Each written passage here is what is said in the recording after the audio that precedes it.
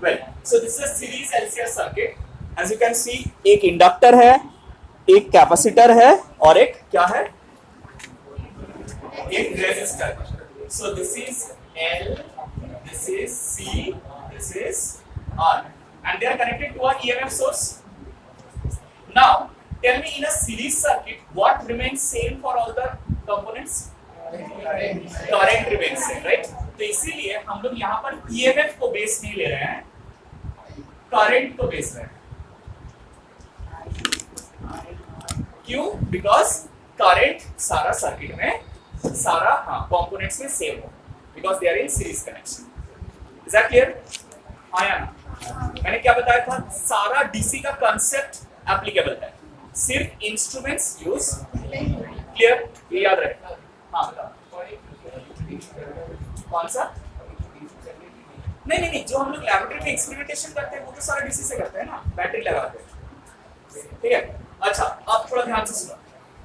मान लो the potential difference across the inductor is VL, across the capacitor is VC and across the resistor is VR. तो ये क्या है? These are peak value of EMF, क्योंकि normal EMF तो change करता रहेगा ना, वो तो मालूम नहीं है. सो let us say the peak values are VL, VC and VR. तो यहां पर लिख ले रहे हैं VL is peak EMF across inductor, VC is peak EMF across capacitor, and VR is peak EMF across resistor. Is that clear? Now tell me, do these components reach their peak value simultaneously?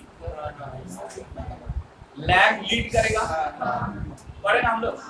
तो simultaneously कोई peak में rise. इसीलिए अगर हम लोग बोले कि E0 is the peak EMF across the total circuit, तो E0 is equal to VL plus VC plus VR will be wrong. क्यों wrong? Because they don't reach the values of VL, VC and VR at the समझ में आ रहा क्या बोल रहे हैं? They don't reach the peak value of EMF at the same time. अगर same time में नहीं रीच करेगा तो हम लोग कभी भी E को स्केलर वाइज ऐसे ऐड नहीं कर सकते. इसीलिए हम लोग फेजर वेक्टर्स को इंट्रोड्यूस किया. We will treat these quantities as phasors. So then they will act like vectors. So the net EMF of the circuit will be VL plus VC plus VR. ठीक है? अब आएगा phasor vector का इस्तेमाल. You know that कोई भी vector को हम लोग स्केलर एडिशन, तो वेक्टर को पहले कोइनिशियल लिखना पड़ेगा, कोइनिशियल करके उसके बाद एडिशन करना पड़ेगा. अब देखो तीनों का ही करंट तो सेम है ना, तो इसलिए करंट को हम लोग रेफरेंस लाइन बना रहे हैं. मान लो ये हम लोगों का रेफरेंस लाइन, मान लो ये हम लोगों का एक्सिस है, एक्स एक्सिस, और ये हम लोगों का रेफरेंस लाइन है I0.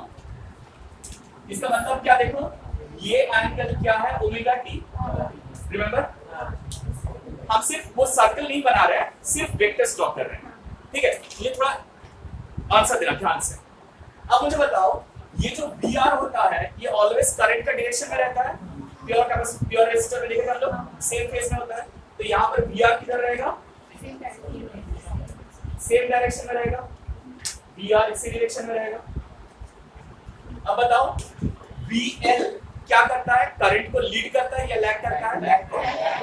VL लैग करता है. इसलिए बता ये सब हमारे में पकड़ गए. जल्दी से अभी इंडक्टर किए, उसमें देखो कौन लैग कर रहा है, कौन लीड कर रहा है. करंट लैग करता है EMF by how much angle. तो ये करंट है, तो इससे क्लॉकवाइज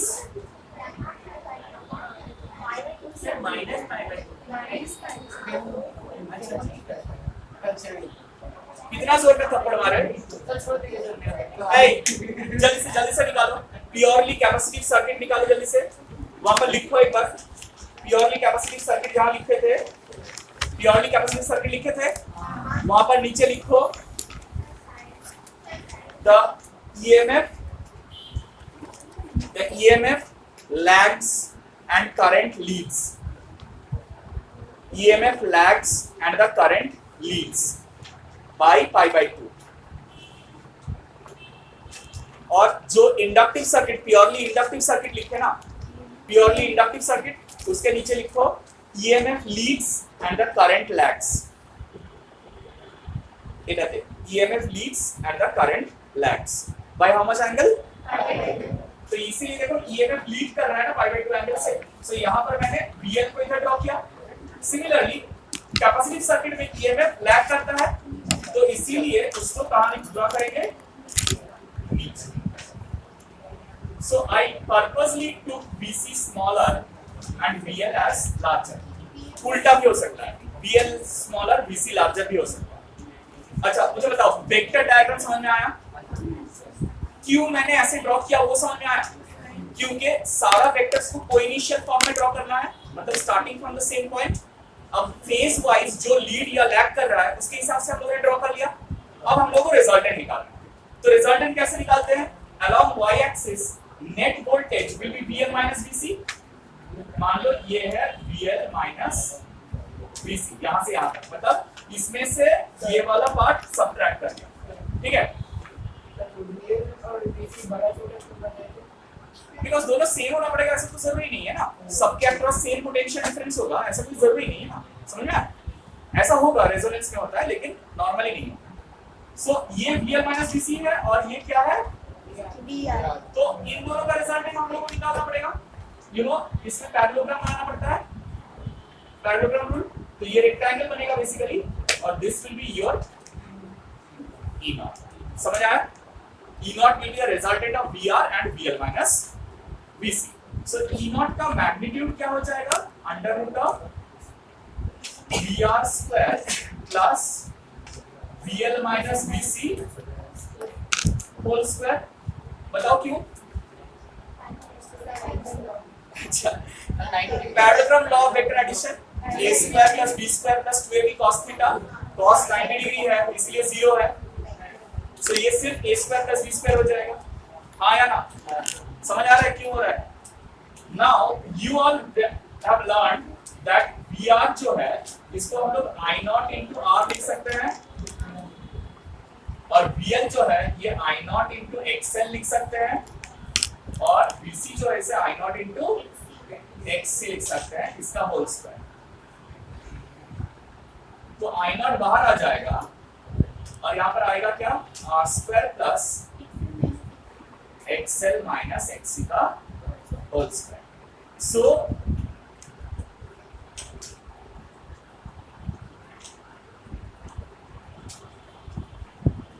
अब देखो नेट EMF का मैग्नीट्यूड मिल गया हम लोगों को। अगर R XL XC साथ मालूम है तो मैग्नीट्यूड मिल जाएगा। अब देखो ये पूरा चीज is behaving like a resistance ना, सो ये पूरा चीज का एक नाम है, ठीक है? मतलब ये नया कोई नहीं है बंदा, सिर्फ नाम नया है। इसको हम लोग डिनोट करते हैं Z से और इसको हम लोग बोलते हैं ये इम्पीडेंस है। क्या है? Z is impedance. Z is the impedance of an alternating current circuit, ठीक है? So impedance क्या होता है? एक क्वांटिटी जिसके अंदर फिजिकल रेजिस्टेंस भी होता है और इमेजिनरी रेजिस्टेंस भी होता है, ठीक है? Where XL is L omega and XC is 1 by C omega। लेकिन पिक्चर अभी बाकी है मेरे दोस्त। क्यों? क्यों पिक्चर बाकी है? क्योंकि ये सिर्फ मैग्नीट्यूड निकला है, वेक्टर क्वांटिटी है, डायरेक्शन निकालना पड़ेगा। तो डायरेक्शन क्या है? देखो ये रेफरेंस लाइन था, इसके साथ I0 ओमेगा टी एंगल कर रहा था और ये E0 उससे भी आगे है, तेज है उससे। कितना तेज है? फाई एंगल तेज है। This phi is what? The phase difference between E0 and I0, ठीक है? तो ये फेज डिफरेंस निकालेंगे कैसे? ये फाई, राइट? tan phi क्या होगा? is perpendicular by this, that is VL minus VC by VR। Now you know VL is I into XL minus xc by I naught into r. So I naught cancel. So xl minus xc by r. So phi क्या हो जाएगा? Tan inverse of xl minus xc by r. This will give you the direction. This will give you the direction. ठीक है? So हम लोगों को दिया क्या गया था? करंट. हम लोग निकाले क्या? उसका direction as well as magnitude. So EMF क्या निकला हम लोगों का वैल्यू? E equal to E naught. E naught क्या होगा? ये पूरा चीज ई नॉट है. ठीक है? E naught sine omega T plus five है, इसीलिए plus five. This is the net EMF, जहां पर ई नॉट का वैल्यू क्या है? आई नॉट इंटू जेड, और फाइव का वैल्यू क्या है?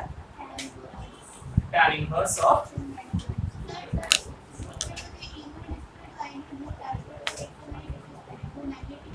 E naught, right? That is the magnitude of the whole EMF.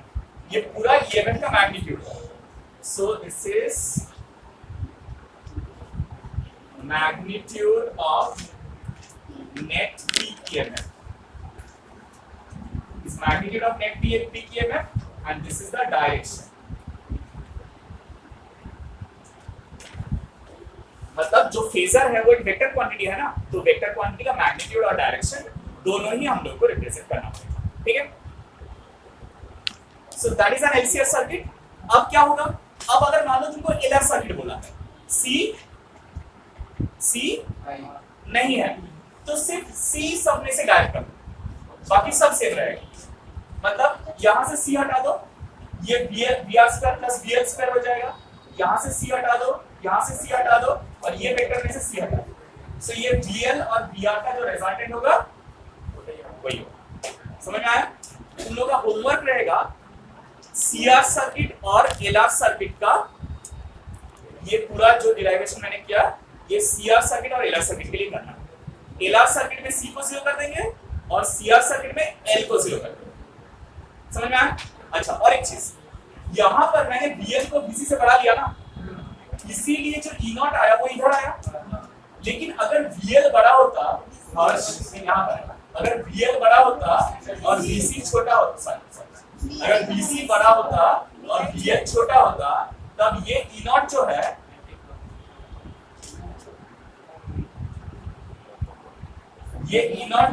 ये किधर आ जाता?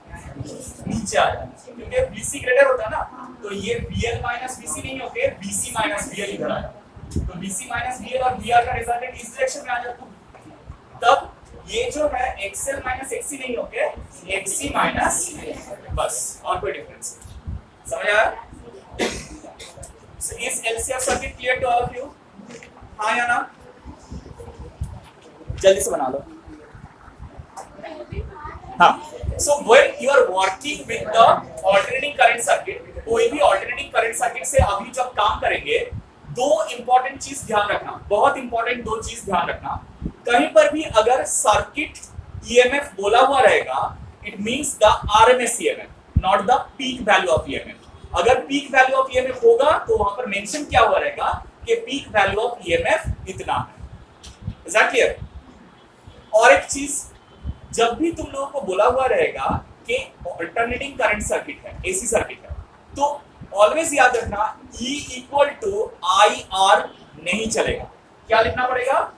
E is equal to E not equal to I not into Z, not I not into R. कोई भी alternating current circuit में E not equal to I not into Z होगा, I not into R नहीं होगा. Where Z is what? Z is root over of R square into XL minus XC whole square. Is that clear? Sorry, plus. That's it.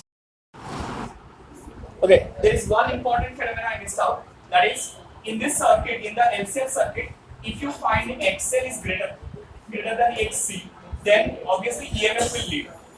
The situation which we derived, XL is greater than XC, EMF is leading the current. Current को EMF lead कर रहा है. but if XL is less than XC, then what will happen? ये resultant EMF इधर नहीं होगा, it will come to this side, on the other side. When it comes to other side, then the current will lead and the EMF will lag. So if XL is less than XC, current will lead. Is that clear? हाँ